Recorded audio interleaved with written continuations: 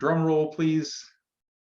Here is Michael Lutzman's bad joke of the day, and it is, roses are red, wine is also red, poems are hard, wine. Pretty good, eh, Paul? There. Yeah, he's got it. Good. Thank you, Paul. Paul's the only one who ever reacts to these, and I really appreciate that. Thank you.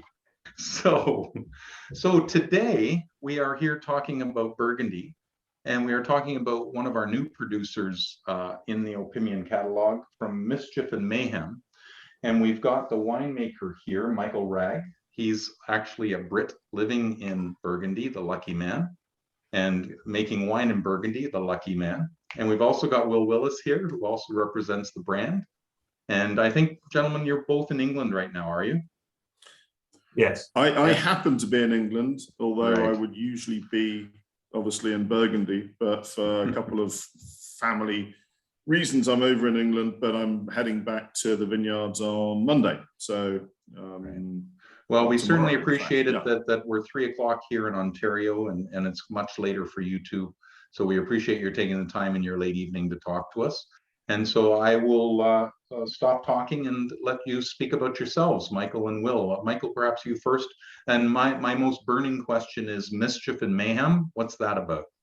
Well, we'll get onto that, but as you that you will receive a full answer to sort of in bits over the next 3/4 of an hour or so. And I think I should also first off introduce Will as well, who has been a part of our organization based permanently in the UK for the last 18 months. And Will is, one of the reasons, not the sole reason, but one of the reasons why, our wines have been, I guess, put in front of you guys at Opimian, and then things have developed over the last few months to the point where we find ourselves now, where we're obviously involved in your current offer and thrilled to be so.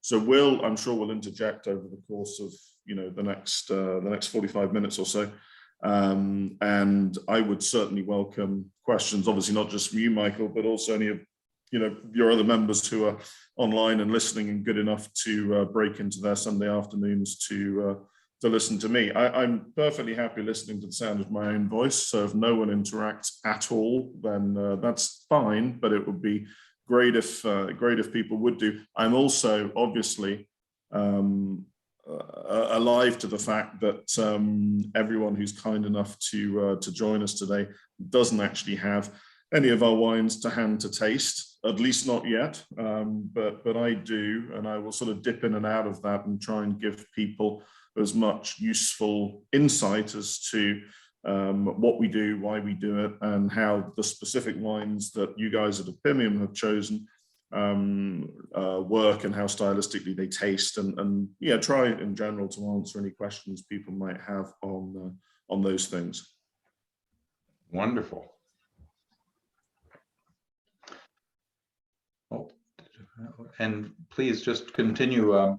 One thing I did want to say to everybody is on page 59 of the catalog, if you have it in front of you, we've said that all 3 of those wines pair well with seared ahi tuna, and that isn't correct.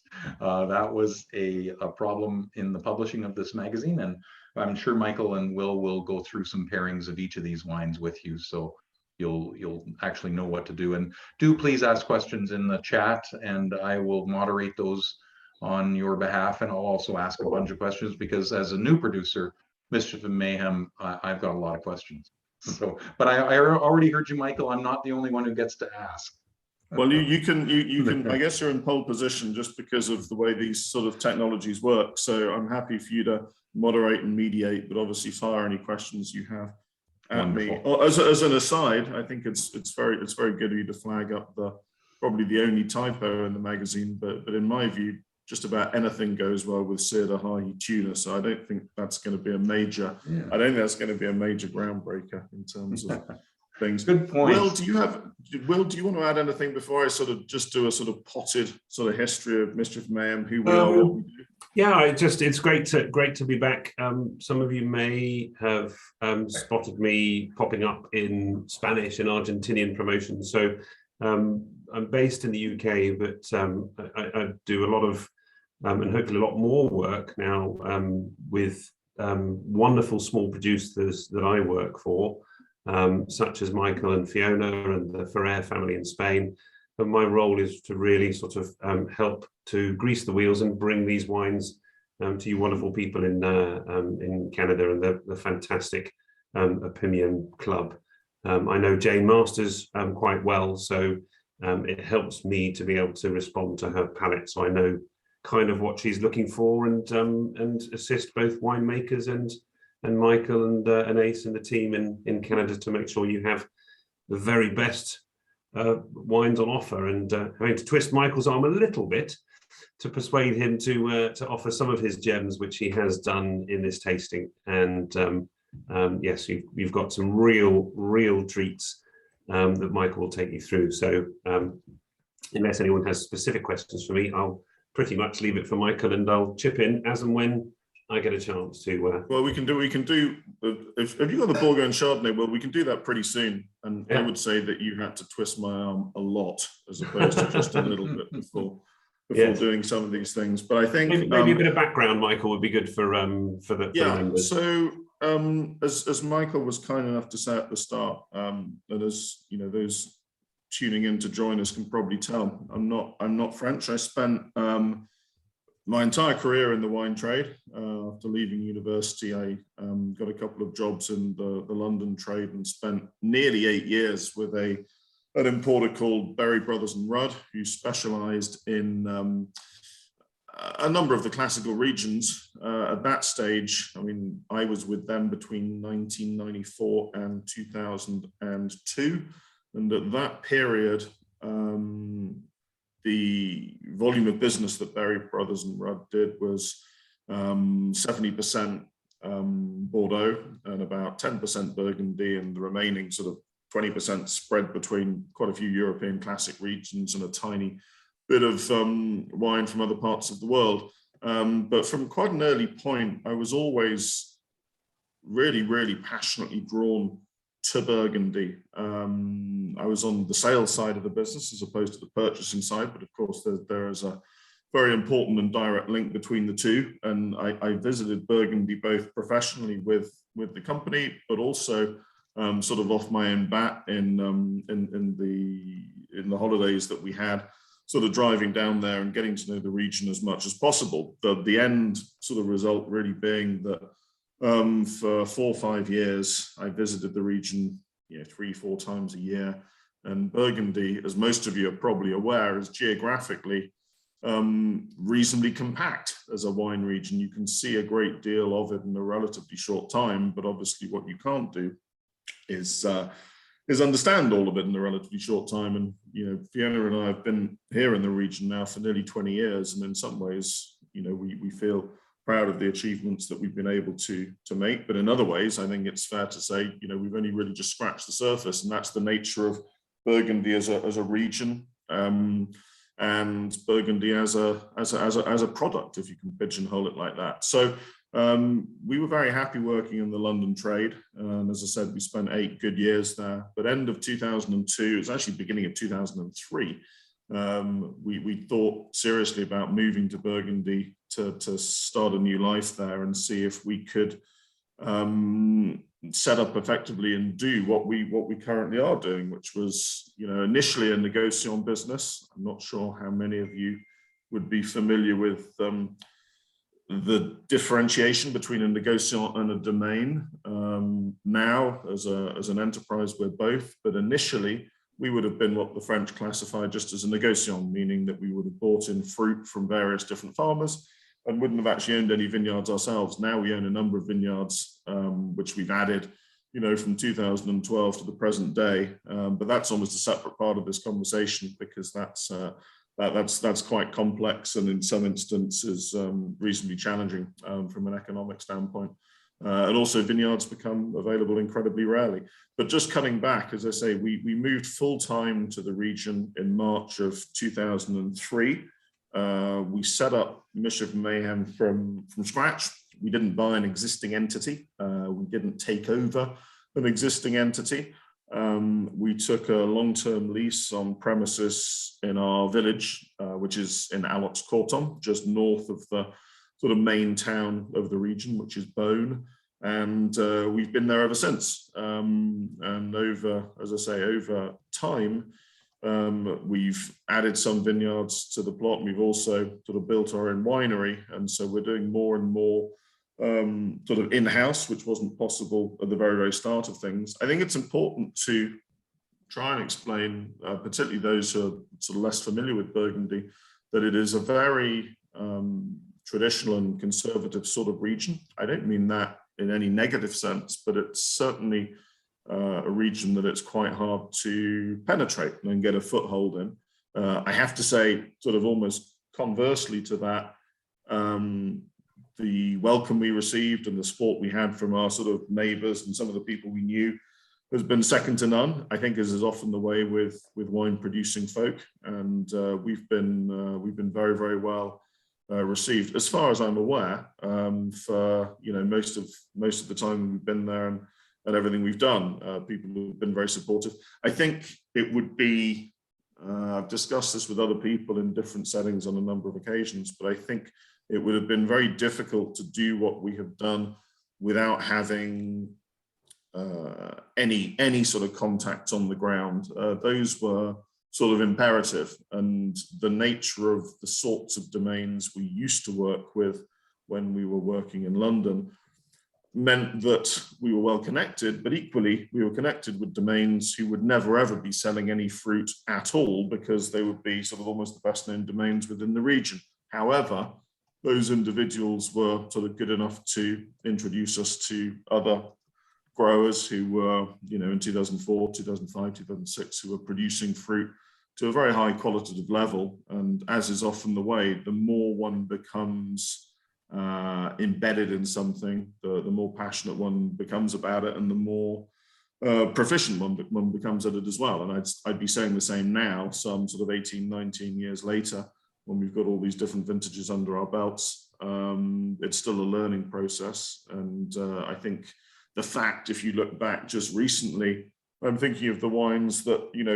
we've worked with for the selection for Opinion, and indeed other sort of enterprises. If you look at the vintages 2018, 2019, they're both excellent, but stylistically very different. And if you look back the last sort of handful of years, 17, 16, 15, 14, it's a string of fine vintages. But if I think about it from a winemaking standpoint, they've been very, very different, all of them in their own different ways, both harvest times, the harvest temperatures, everything vis-a-vis the work that we do in the winery and all of that. I think it's very difficult summarizing sort of 18 years. There's a few things that's probably worth sort of putting out there, just for, I suppose, honesty as part of our own story, but also transparency. A lot of people say it's quite a big step to make, because you're not only just moving to a new country to start a life and make a life, but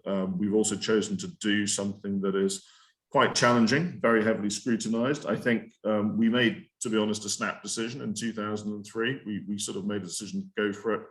And if we had done all sorts of research and tried to find out just how complex the French administration and bureaucracy is, and just what a nightmare French customs procedures are, we probably might not have actually made the move at all. So in some ways, I'm very glad that we didn't do that. Is that the mayhem part, Michael?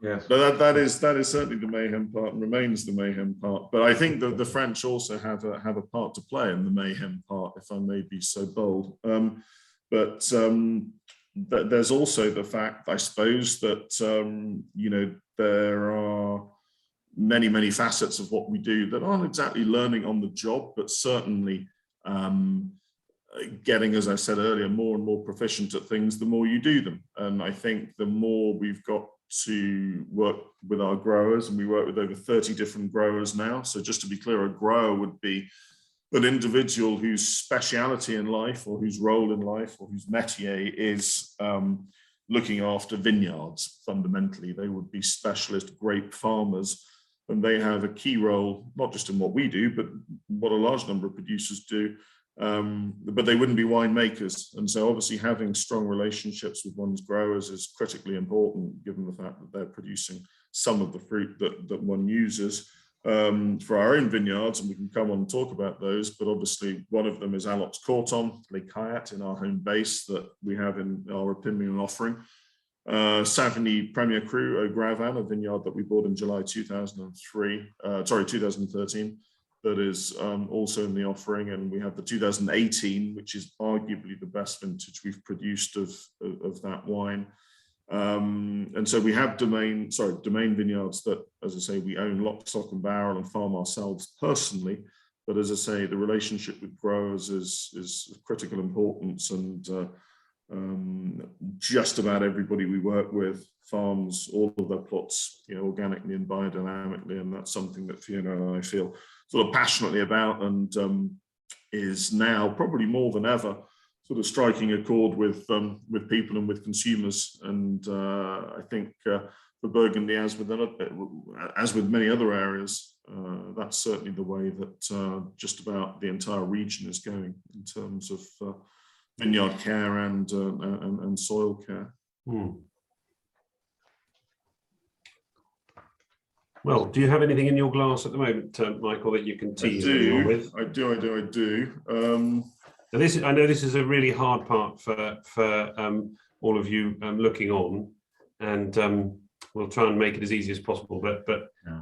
Just when I first met Michael, sort of, I suppose, what is it, Michael, about 18 months or so ago, and I think it was July, August last year.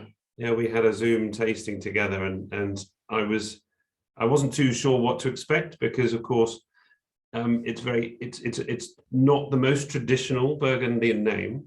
But I was absolutely bowled over by the style and quality of the wines that Michael presented me on that first meeting. And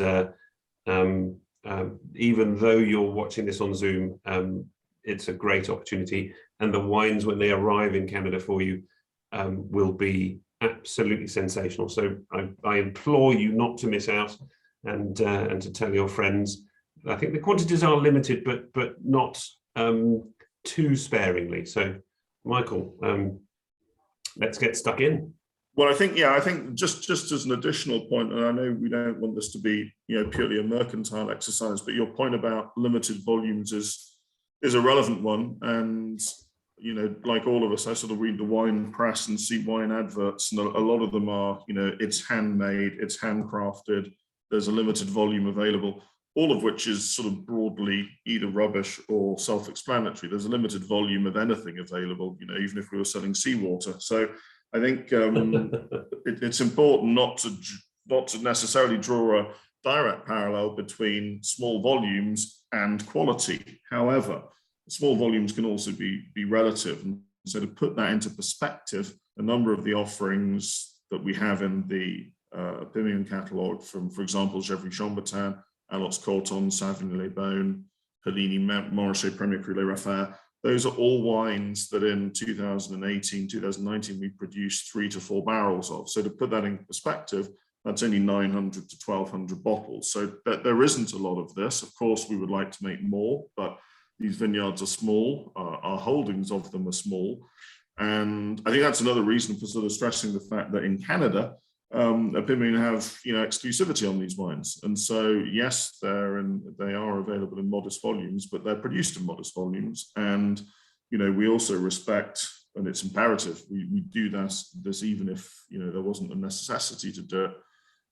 We have very, very low yields deliberately. We crop very low yields because trying to get too much out of a vine or too much out of a vineyard in a volume sense is usually a catastrophe from a qualitative standpoint, and that's not what we want. So our cropping levels are pretty low, and I think that's one of the reasons. It's one of several, but it is definitely one of the reasons why the ultimate sort of end quality of the wines is what it is. So I'm just putting my sales hat back on, for example, when we get to it, but the Gevrey that you have is one of 2 barrels that Michael and Fiona have decided to offer to you exclusively. So literally of a a product that that Fiona and Michael have made, just 2 barrels, 300 bottles that are on offer to Opinion. I urge you to snap it up because it is sensational. But that's the numbers we're working with. Michael, have you already placed your order?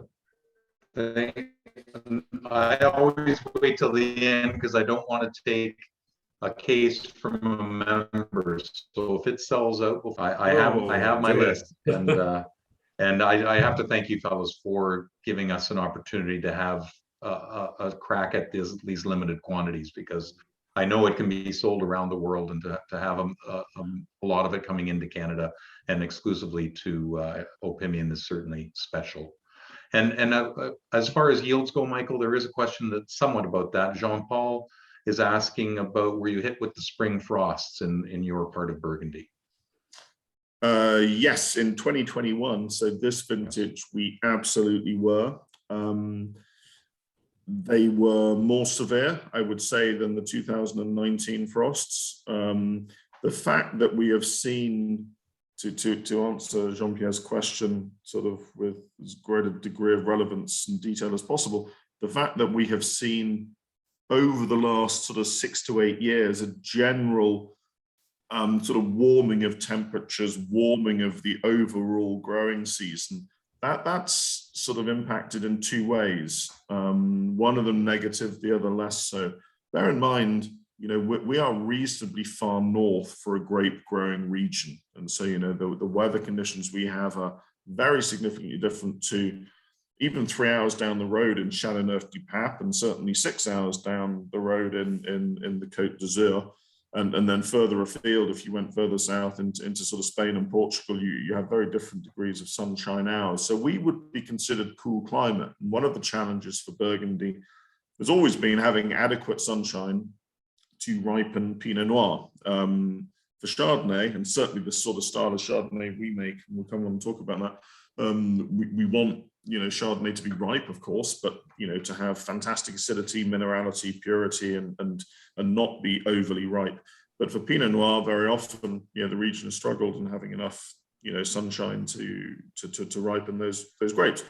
Recently, I'm thinking particularly, you know, the last 4 or 5 vintages, we've had very, very mild springs and almost, not quite, but almost non-existent winters.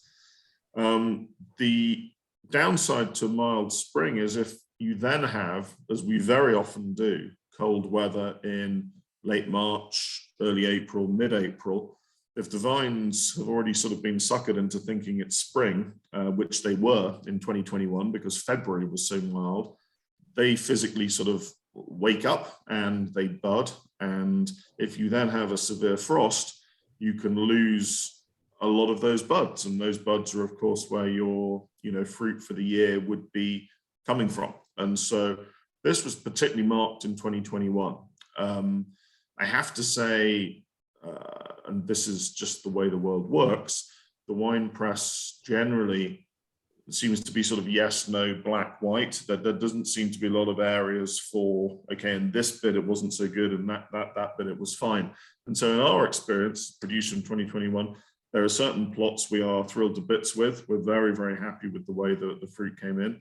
And there are certain plots where we had very significantly reduced yields, which is sad from a volume standpoint, but the actual quality of the fruit we had coming in was very good. And that often is the case because you have a vine that's only supporting 2 or 3 bunches of fruit as opposed to 7 or 8 bunches of fruit. So all the nutrients that you get through the root system end up being split between 2 or 3 bunches of fruit, not 7 or 8 bunches of fruit. So there can be upsides, but, you know, I don't want to put too much topspin on this. It was unquestionably a difficult vintage. 2020 was super easy vintage. We also had a very mild spring, but we didn't have frosts sort of in late March, early April. And so you had very significant yields. 2019, and obviously, you know, we have the Raffaire in the offering. We have the Bourgogne Chardonnay and the Bourgogne Pinot Noir. 2019 was a fantastic vintage in a qualitative sense. I mean, really, really stunning. Certainly one of the best vintages in the 19 or 20 years we've been doing this. And actually there we had pretty severe spring frosts as well, but they weren't as severe as 2021. And so, yeah, absolutely 2021, we've had, you know, significantly reduced yields across the board. And for certain wines, we haven't been able to make them just because the growers didn't have the fruit. In our own vineyards, production's down 40 or 50%, and that will be mirrored across the region. But I think, with complete transparency in a qualitative sense, we're pleased with what there is, but I'm aware that it's probably going to be, in a commercial sense, a tricky vintage. So is that the Bourgogne Chard that you've got in front of you, Will? It certainly is, yes. The Bourgogne, yeah. And, So just him. Both of you. Yes, cheers. there you are. Cheers. So these Bourgogne wines, in many ways, I think it's very, very important to be mindful and respectful of anyone who's interested in the wines or the regions, or indeed our wines. And where we're going to talk about things from a qualitative standpoint, not necessarily a price standpoint, but for us, the Bourgogne wines, what I might call the house wines, are unbelievably important. In some ways, they're the two most important products we make, because they're the only things we make in any significant volume, at least by our standards. And by that I mean, we'd make typically 16 or 18,000 bottles of these, which is a significant amount for us. It's obviously a drop in the ocean for the sort of big wide world of wine, but it's significant for us. But also, these typically will be the wines that most people would try before looking at anything else that we might produce. And because of the cost of producing things like Gevrey Chambertin Vieillevin that Will has, and the Polini Refer that I've got, those wines are made with just the same degree of love, care, and attention as the Bourgogne wines. It's just the fact that they come in at the price point they do because of the fruit. And I'm not here to sort of in any way, shape, or form be defensive about price points. We make wines to as high a qualitative level as possible. And I remember having a conversation with a client actually on Friday here in the UK, and said, there are many, many different analogies, be it sort of motor cars or handbags or hi-fi systems or handmade shoes or handmade suits or whatever it may be. But there will always be somebody somewhere trying to produce something to as high a qualitative degree as possible. And there is a cost component to that. And that absolutely is the case for what we do. And the reason I say that is because it makes it even more important to have what we loosely call an entry-level wine, that is made in just the same way, with just the same degree of care and attention and focus on quality as some of those things that are, at least in an appellation sense, a little bit higher up the food chain. So Bourgogne Chardonnay, critically important for us. We make it stylistically in the same way we make our Meursaults and our Polini Montrachets and our Cordon Charlemagne. So very much a focus on a good core of acidity. We want it to be lean and clean and fresh and pure and mineral. It receives a little bit of time in oak, but the only reason we use oak for any of the wines, and I guess for me, because I'm a complete nutcase about acidity, as Will knows, and I'm a complete nutcase about not having any oak component on the wine. People might say, well, hang on, if you're aging these in oak barrels, why are you doing that if you don't want any oak component on the wine? And the answer is pretty straightforward.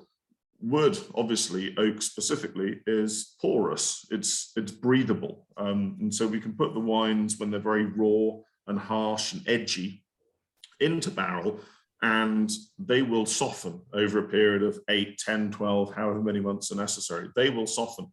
If we put those raw wines into stainless steel tank, they would stay exactly the same. They wouldn't soften at all. And so we love stainless steel. It's a fantastic product in which to vinify things. It's very, very easy to keep clean in a biological sense. And once wines have undergone élevage in barrel, when we take them all out of barrel, we put them back into tank prior to bottling. In tank, they will remain sort of largely inert, i.e. they won't change. But for their élevage, for the period where they effectively go through malolactic fermentation, whether whites or reds, and I include the Bourgogne Chardonnay in this, even though it's a blend from several different vineyards, it will benefit from a little bit of time in oak. But Will, I know you're tasting it, I'm tasting it too. There's not a trace of oak on it. No, so it's all textural. And it's, yeah. I'll dive in, and it really is, just whilst you have a sip, Michael. And as you can see, we are very professionally using the Australian technique of spitting backwards tonight.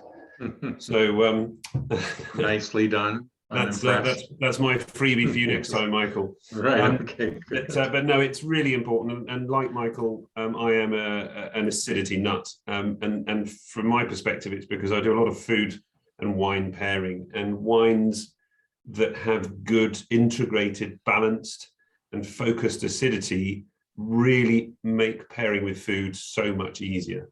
And that's where I think this Bourgogne Chardonnay really shines commercially, but also texturally and flavor-wise. As Michael says, it's got really good crisp citrus, but it has a nice mid-weight. There is obviously stone fruit there, and it lasts on the palate, so it really does reward gentle drinking. It rewards all sorts of food pairings, chickens and chicken dishes, salads. Risotto is a particular favorite of mine with this sort of wine. The list is endless. And would be fine with the tuna, in fact. It would indeed, yeah. It would. Actually, as would the Bourgogne Pinot Noir. That's Right. not a link. That's just a statement of fact. We have a lot of tuna, a lot of salmon, because Fiona, my wife, doesn't actually eat meat, and it's amazing how well the lighter Pinot Noirs go with those sorts of foodstuffs. I know I'm sort of preaching to the converted. I've got a load of Canadians watching me when it comes to seafood, so that's worth bearing in mind. I think also. And we have this particularly true in the UK, actually, and we see it in the tasting room when people come and visit as well. There is a sort of movement, and I don't know if this would be the case in Canada, but Michael could probably tell me. There is, to a degree, in certain sectors, a preconceived idea, that Chardonnay is rich and powerful and buttery and oaky, and indeed there are a lot of Chardonnays made in that way. And as I sort of said to Will from day one, we sort of here in Burgundy, we're not in the business of saying this is right, what we do, and the other version is wrong. But, our climate is significantly cooler than many, many other parts of the world where Chardonnay is produced. And for me personally, the last thing I want to produce is a very heavy, rich, oaky, buttery Chardonnay. At the same time, I'm not saying there's anything wrong with those wines. It's just not what we do. And so if people who've been kind enough to sort of dial in today and sort of listen to what we have to say, have any basic takeaways, apart from what I've said about the importance of looking after the vineyards, the qualitative nature of what we do, the focus on organics and biodynamic principles, particularly with regard to soil, as well as the vines and the winemaking itself.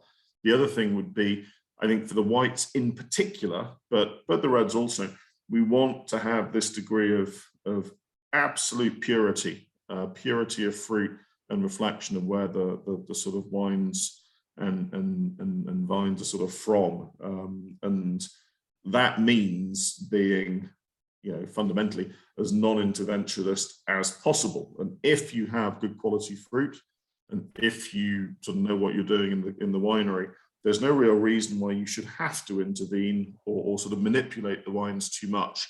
Now, we used to refer to these as sort of natural wines, but natural wines now mean something very, very different. It's sort of a movement in itself, and sort of that's not what we do, but they are very, very pure, very, very clean products that are reflective of where, the grapes are grown. And I think that for us personally is important, and stylistically and qualitatively, that should come through in the glass. And so, if I look at the vineyards from which this Bourgogne Chardonnay is drawn, you've got seriously high quality fruit from Meursault, from Polini, a generic level, and a good core of fruit from Macon, which we love for its sort of acidic core, and it's very fresh. And this is 2019, so when it lands, it's going to be drinkable immediately. But hey, there's no hurry. It's very, very versatile, and as much as it will drink really, really nicely for 3 or 4 years. I recently tasted our 2016 Bourgogne Chardonnay, which we still have a little parcel of, and it's tasting beautifully. So, it's important, I think, for your members to know that this is a wine that can be bought and drunk immediately and enjoyed immediately, next spring, next summer.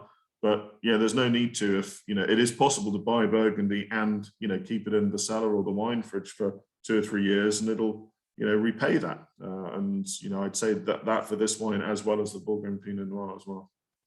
Especially for this vintage, I would say that I've been lucky enough to try in my education with Michael the 14, 15 and 16 vintages, as well as when I started with the 17 and 18 and now the 19, and they are absolutely true to form. Not that I want to encourage you all to cellar them, because they're definitely there for enjoyment. But if you are able to get your the number that you want on this offer, it really does reward a little bit of cellaring. So by the time we come round again next year with the 2020, with any luck, you'll still be enjoying the 19.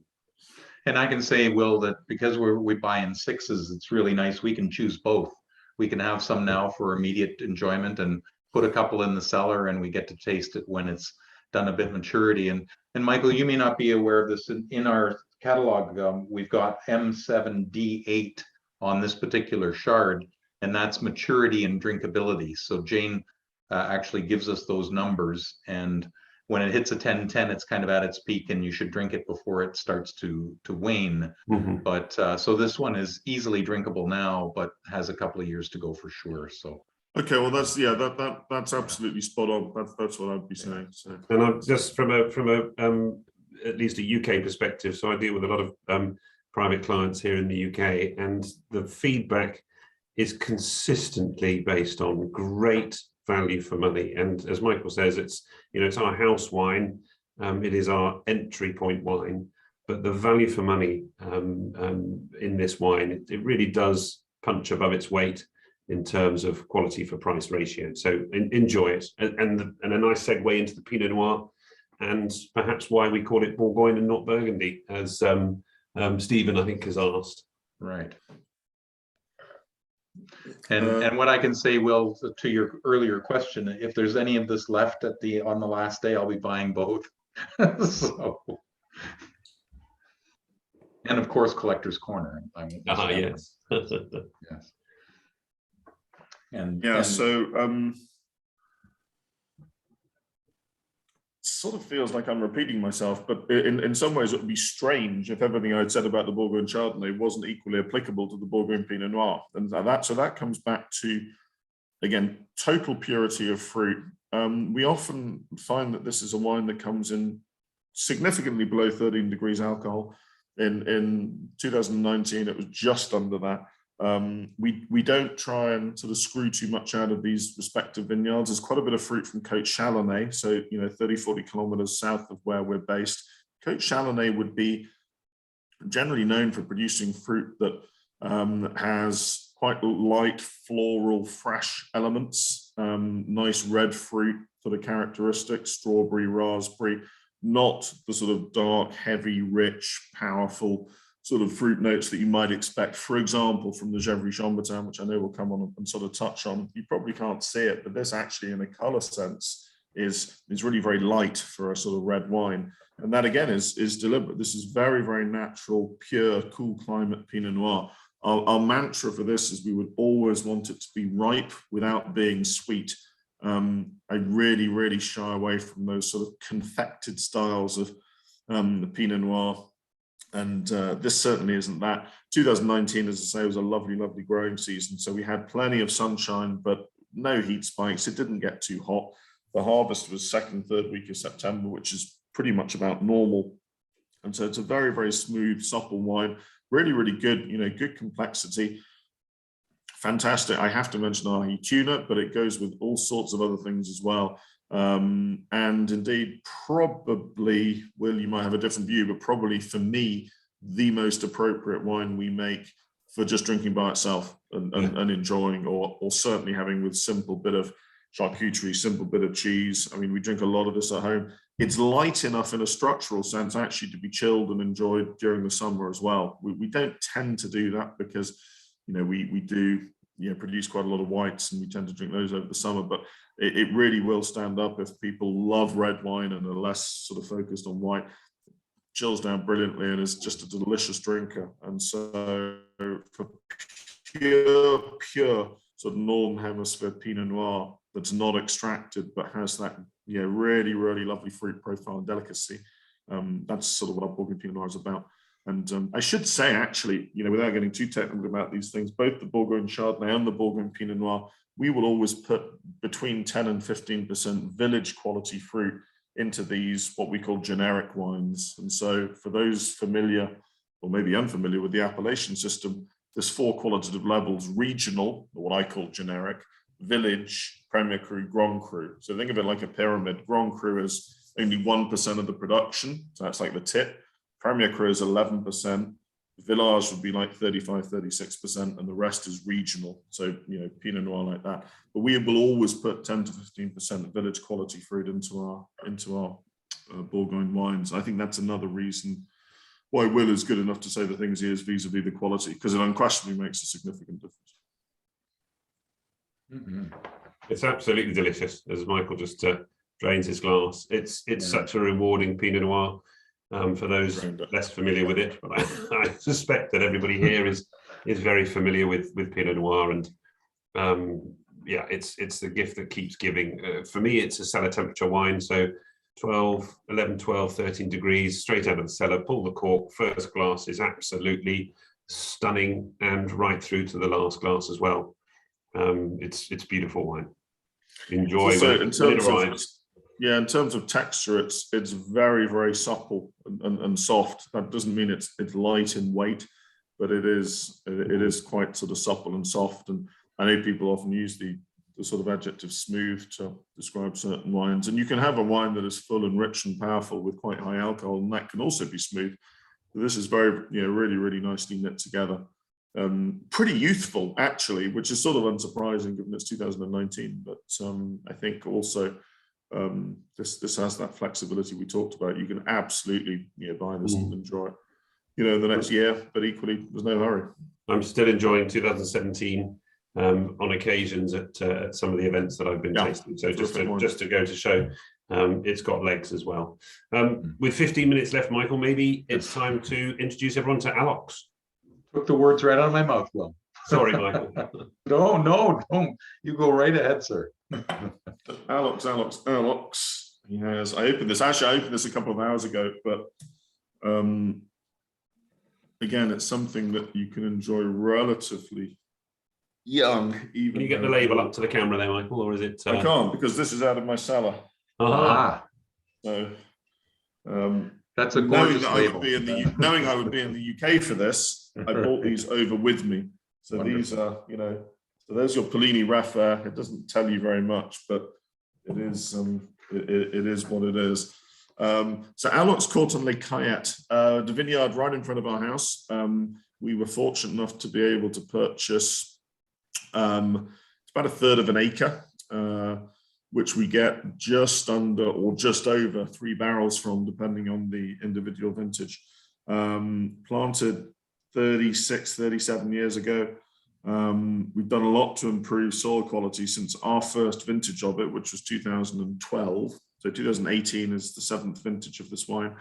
2018, by Burgundian standards, was a pretty warm vintage, and it's a beautiful wine. You wouldn't usually, I guess, you're probably not going to pick up too much on camera, but generally speaking, Aloxe-Corton would be considered probably pretty dark, pretty brooding, pretty tannic, pretty powerful. And that's not, that's the opposite to how we make ours. We want it to be very bright, clean, fresh, pure. We harvest, particularly in warm vintages, maybe a little earlier than some of our sort of friends and neighbors. And there's a couple of reasons for doing that. Generally speaking, the longer the fruit is on the vine, if it is sunny and if it is warm, the riper it will get, which means the more sugar there'll be, which means ultimately you'll end up with darker colors, thicker skins, and higher alcohol. And there's nothing wrong with any of those. But I think to have a degree of delicacy, even though you can have depth and richness to the wine, is what we're sort of aiming for. So I couldn't tell you without checking the sort of specific harvest date for this, but it would have certainly been 4, 5, 6 days ahead of some of our neighbors in Aloxe-Corton, and that enables you to still have absolutely adequate sugar for making a wine that is beautifully ripe and round, but you retain that acidity. And I said I was a nutcase on acidity 15, 20 minutes ago. Acidity is effectively the skeletal structure of the wine. It's what the wine sort of fits around, and if you don't have acidity, you just have quite a lot of fruit and quite a lot of alcohol and sort of quite a flabby wine. Now, we're not focused on making wines that will, last for decades and decades, and many vintages don't, allow for that sort of thing. You need an exceptional year to have a wine that will actively benefit from being kept for, 8, 10, 12 years. But something like this, Aloxe-Corton 2018, it's beautifully pure, round, smooth now. It is, obviously, it's a step up from the Bourgogne Pinot Noir in terms of complexity.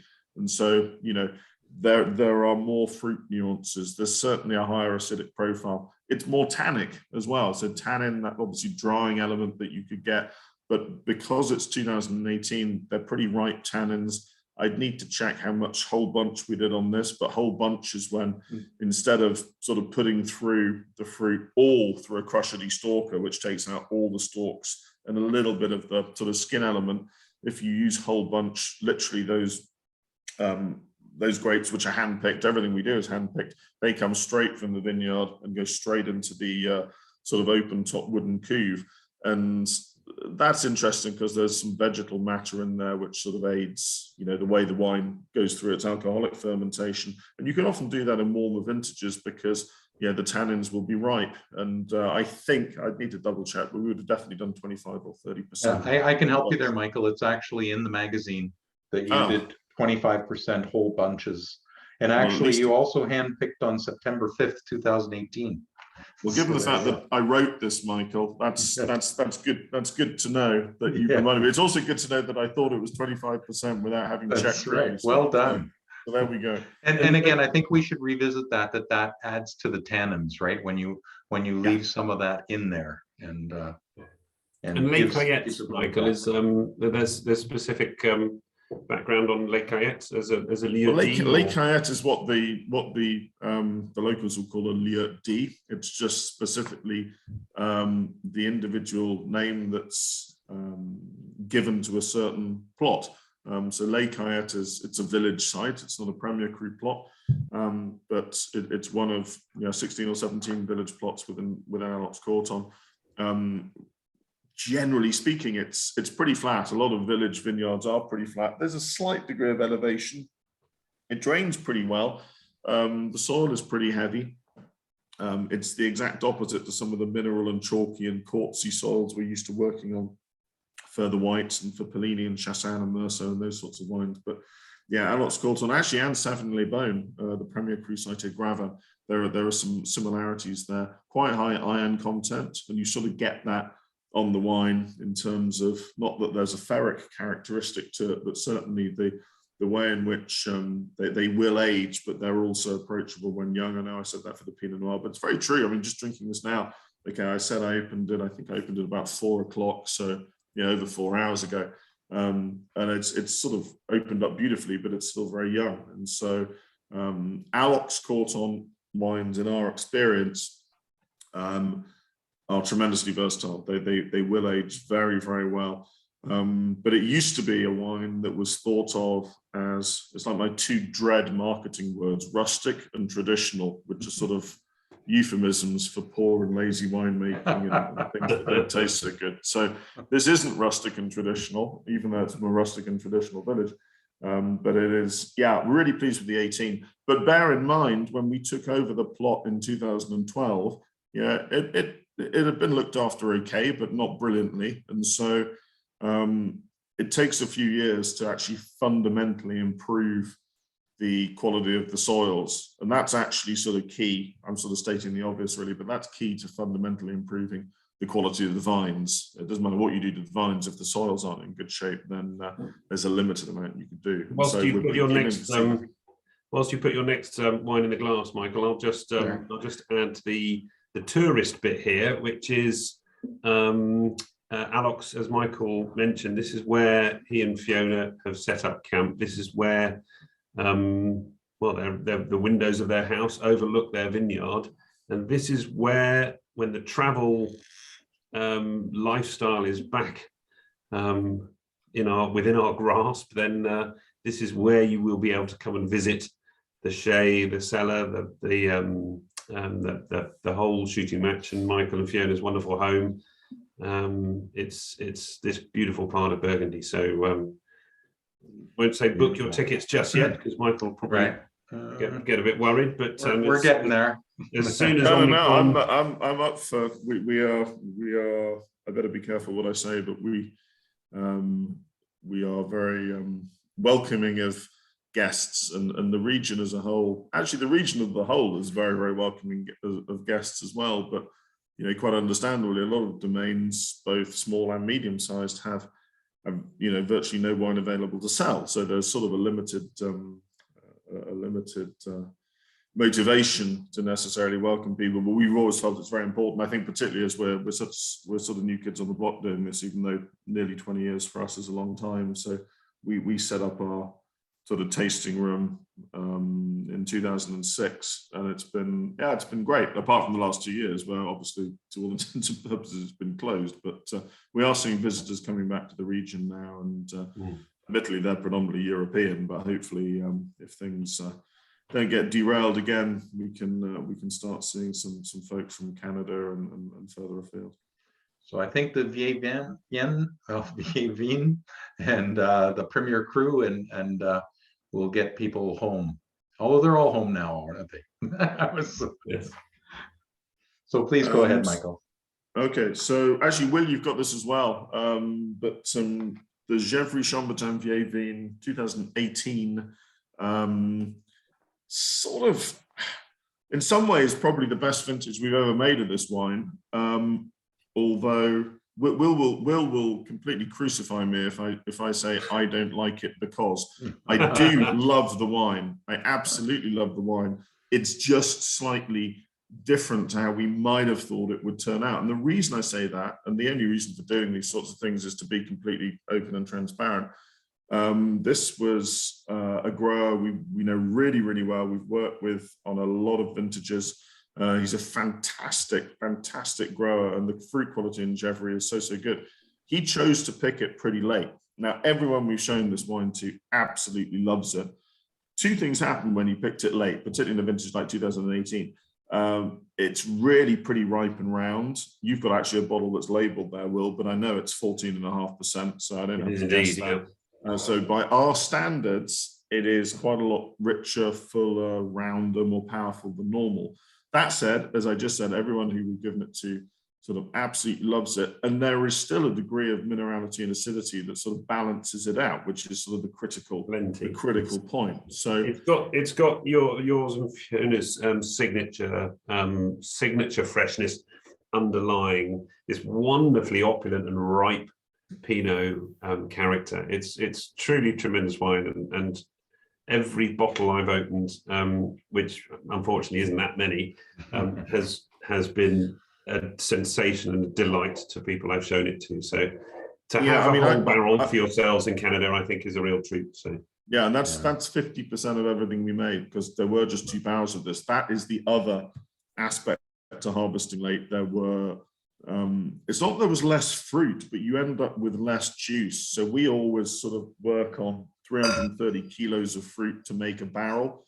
And actually in 2018, from this plot, it was nearly 370, 380, because you didn't have that much juice in the berries. And as far as I'm concerned, that's because we picked them a little later than otherwise we would have done.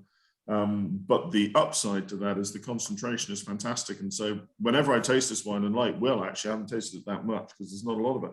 But there is, I sort of repeat myself, and I keep finding that there's this, it is rich without being heavy. It's just got that degree of texture and layered and really opulent and smooth and full, but it's not heavy. And we're just obviously drinking it by itself, tasting it by itself. And as soon as you put it alongside of, anything with any degree of natural fat or sweetness, like duck, lamb, even quite oily fish, you might say, well, hang on, Gevrey Chambertin with certain types of fish, but it would work. This would work with high caliber salmon. It really would do. And it's, we're really, really proud of it, I have to say, even though it might not be how I would have envisaged the wine when we first started producing it. Brilliant. Well, thank you for making that available to us in a 3-pack. It makes it so much more accessible. Really, really appreciate that. And enjoy. I just said again, enjoy. If it quacks, it's Gevrey Chambertin for me every time. Aha. The classic. So should we do the Savigny-les-Bains, because that's one of our vineyards too. Yeah. Oui, merci. That's pretty cool. So first, And this is the one vintages- that's available in the Magnum as well, which always is exciting to me. A big treat. yeah, Not we very felt- many in Magnum, I don't think. No. So it's very much first come, first served on those. Yeah, Okay. well, we don't normally put, as you know, Will, and as Michael is sort of learning, we don't often do things in Magnum, but when we think something is exceptional, we will do, and occasionally, let's say 2018 is such a great vintage. And a lot of people sort of cited the fact that it was very warm and hot, and as usual, there's sort of press saying, oh, is it like 2003? And it was nothing like 2003. People look at temperature charts where really they should be looking at sunshine hours. The two things are very, very different. The key thing for us as grape growers is sunshine hours. And there was just a beautiful, long, warm summer in 2018. And yeah, we harvested relatively early, but as I said, sort of at the start of this presentation today, one of the challenges Burgundy has typically faced, going back many, many decades, is having enough sunshine to ripen everything. And, 2018, people were saying it's quite a simplistic vintage, the wines are very ripe, but, not a lot else. But they have fantastic structure. And we think the Savigny Gravin 2018, and actually probably the 2020 that's still in barrel and we won't bottle for another 4 or 5 months. Those are definitely the two best vintages we've ever made of this wine. And 2018 was just stunning. It's the only wine actually in my lineup here, and I guess we can finish with the Polini Raffin, but it's the only wine that is still relatively closed. And for me, that's not a problem. I'd almost be alarmed if it was completely fruity and open, because that would be slightly weird. One of the reasons we decided to do a limited run of Magnums is because we think it's a sort of wine that will keep, 15, 20 years, without too much problem. That doesn't mean you have to keep it for that length of time. I'm sure people will drink and enjoy this in 2 or 3 years and it'll be great. And if I think back to other really, really good vintages we've had, 2005, 2009, 2010, those are wines that could all be drunk, and very often were, within 3 or 4 years of being released. And you could say, well, hey, it's a shame that they're not around to taste now. But as Will would say, with his commercial hat on, with my commercial hat on, I'm quite glad that people do obviously buy the wines and drink them, because that's sort of the point. But not everything will benefit from age. But anyway, as Michael said, we have done a limited run of Magnums of this. I think they'll age beautifully, but there's no compulsion to lay them down for 6, 8 years or longer, because the wine can be. Just don't fall into the trap of thinking that you're going to get 3 Magnums when you order one unit, because we've packaged them in individual Magnum boxes. So if you want 3, you'll have to order 3. 3. Well said, Bill.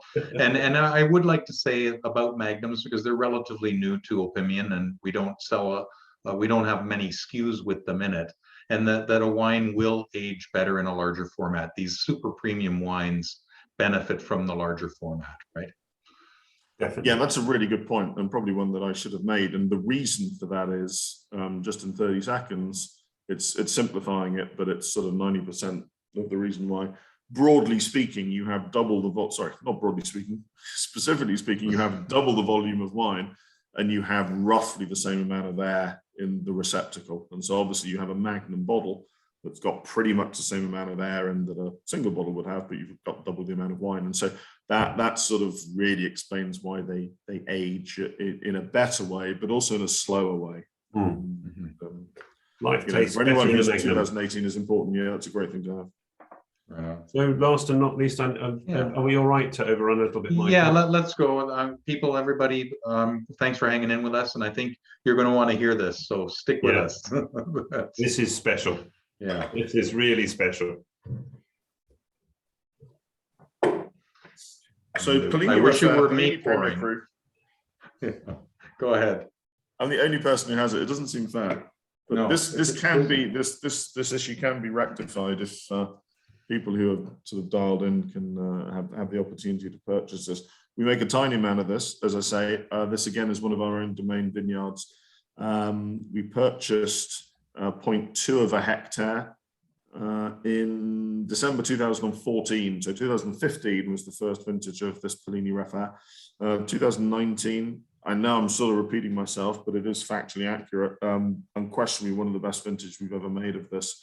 There wasn't a lot. We're just under 3 barrels, which is slightly below where we would have liked to have been. But yeah, that was the yield. And actually, as I said at the very start of this, when answering one of the questions vis-a-vis frost damage, we were hit by frost in 2019. Quite a few people who had vines in the Polini Montrachet and Chassagne Montrachet sector were hit by frost in 2019.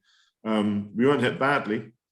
We lost about 30% of our fruit, which is of course relevant, but in a qualitative sense, again, as I said earlier, you end up with a smaller amount of fruit, and that fruit typically has a far greater degree of complexity than it would usually have, but usually it would have a pretty good degree of complexity.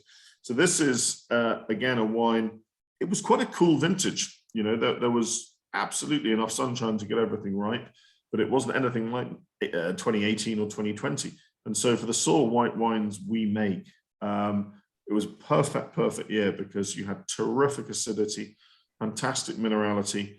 But as you'd imagine from a Premier Cru Polini site, particularly a slightly lower lying one, there's a degree of richness and fullness there that, is very, very complex. And so again, a bit like the Savigny Gravin Premier Cru, this is, I wouldn't say it's closed. Will and I tasted this together in July, and it showed very well. This is a little easier for me to taste because I opened it a couple of hours back.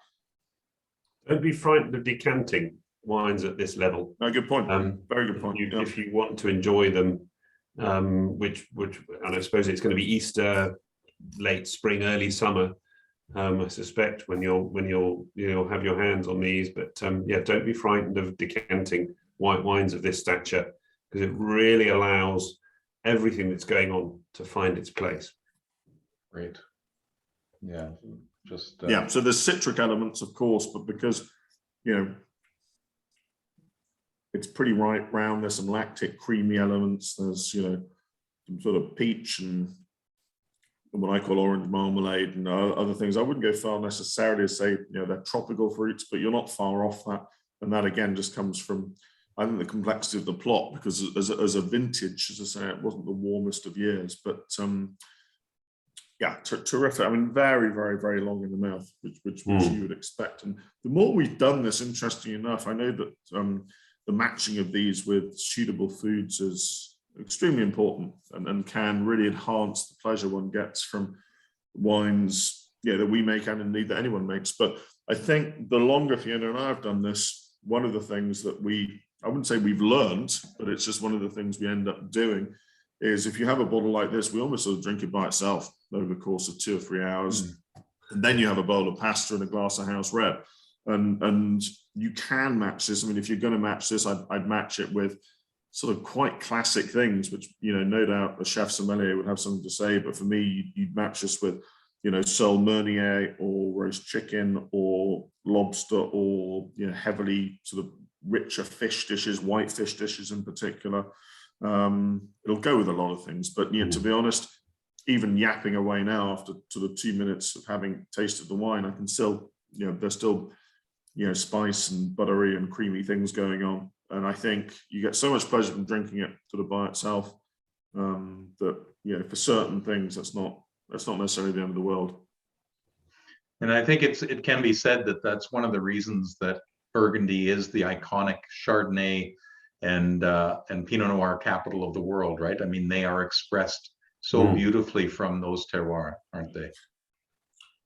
Yeah, I mean, that's very much our feeling. And I know in when we first started our partnership together, one of the reasons that we cited for, wanting to be in this region was, you're unquestionably, I'm very open-minded on these things. I'm aware that you can grow brilliant Chardonnay and Pinot Noir in many different parts of the world. But we sincerely feel that, we're working with a lot of the best vineyards on the planet for these 2 varietals. And that without being too sort of weepy about it, there's also a degree of responsibility that comes with that. And I think for something like this, this is only a 5-hectare vineyard. So a hectare is 2.2 acres. So it's like 12-acre vineyard, Polini Refer. and we own 0.2 of a hectare. So that's like 5% of the world's Polini Raffaire being made by Fiona and I, which is obviously weird in some ways, but does carry a degree of responsibility. So we sort of mustn't mess it up, and we have a duty not to mess it up. And feel free to weep, Michael. That's an excellent story. It's something, but it's unfortunately, I'm the one who weeps when Michael says there isn't any left. Yes, that's what do you mean there isn't any left? It's unfair. Yeah. But I mean, just to recap really on these three specific wines: the Aloxe-Corton, the Savigny Premier Cru Gravin, and the Polini Montrachet Premier Cru Raffaire. These are the sort of the three house vineyards of Michael and Fiona, and my instruction is that these they're not for general sale. It's Michael and Fiona are very, very clear. These wines are offered to, if you like, the private clients, the specific people who support Michael and Fiona and the endeavours of Mischief and Mayhem. So it was a very key conversation we had when we were trying to sort of put our best foot forward, and we said that in order, as I explained how a Pimian family works, it was very important that the Mischief and Mayhem family offered really what is as close to their heart. So unfortunately, the quantities are small, but you really are starting on the front foot, and I urge you not to miss out. I think the Polini is in the cellar corner. Is that right? It is Collector's Corner, it's called, and deliberately so. I mean, this is for people who appreciate the super premium wines for sure. And I being one of them, I'm not embarrassed to say that I have always ordered the Collector's Corners wines, and I'm building my cellar, right? And getting excellent wines to drink as they arrive as well, it was interesting that you said that, Michael, because that is in fact one of our cornerstones, is that we want wines arriving drinkable but also cellarable, and I think you've hit the mark for us perfectly here, and we really appreciate access to these wines. And I think that the membership, especially those that are on this call, and you've stuck with us beyond the time, and I think rightly so, is to hear the quality of these wines that we, Greg and I, and the entire procurement team are looking for. And thank you, Will and Michael, for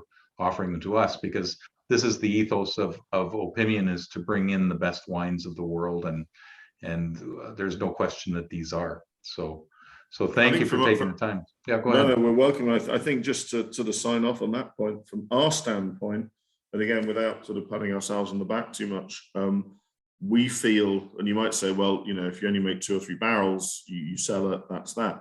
But actually, we feel very strongly, I think probably Fiona feels even stronger than I do about this, but we both feel very strongly that there's an element of the wines going to a good home, if that makes sense, given what we've put into them. And I think that's one of the reasons we felt Opimian was such a sort of natural sort of fit. I mean, I know this is the first work we've done together, but it was very much a sort of clear, not directive, but just impression from your side that there's this sort of personal sort of nature to what you're doing with your members in the different provinces, and that very much resonated with us. And so truly is. We feel any wines that go there will be good. And what I can say is that people who have not been Opimians, as I have been from 2003, they say, why would I buy wines that I've never gotten to try? And I say, go into your local LCBO. That's the liquor store here in Ontario. You don't get to try the wines, and you don't get to talk to Michael and Will about the wines, and you don't get to hear how they're made and all of those things. And that's that value added piece that just you know more before you place your order when you're an Opimian than anywhere else. So we really appreciate your taking this much time to explain them in this much detail. And obviously you've struck a chord with our members. They're all thanking you for your time as well. And it's just such a pleasure. Thank you so very much. No, for us as well. Really enjoyed it. Yeah. And so you know. And thank you, any other Anais. questions we can do, but we've over. I said I love the sound of my own voice, and so we have run over by 15 minutes. But And I don't mind saying, Michael, that before we went on, I told people will listen to the Brits read the phone book because of your accent. So that's terrific. Hopefully we can do this in person next year. I know this is the Wouldn't that third be time I've said this now, fabulous? Michael. Yeah. But, I'd love to. I'd love to. Yeah. All over doing that. Absolutely. We've had 2 years of not going out and seeing people, and absolutely, I would love to be able to spend some time in Canada in 2022, and that's a serious. We're comment. watching very carefully, and we'll pull the trigger as soon as we feel it's safe. And so look forward. You'll be one of the first ones we call. How's that? Wonderful. Good enough for me. Great. All right. Thank you, gentlemen, and thank you, Tremendous. Anais. Appreciate Thank it. you. And thank you, everybody, for joining us. And we will see you next time. Good Terrific. night. Good afternoon. Excellent. Thank you all. Thanks, Bye. Anais. Good night, Thank Michael. you.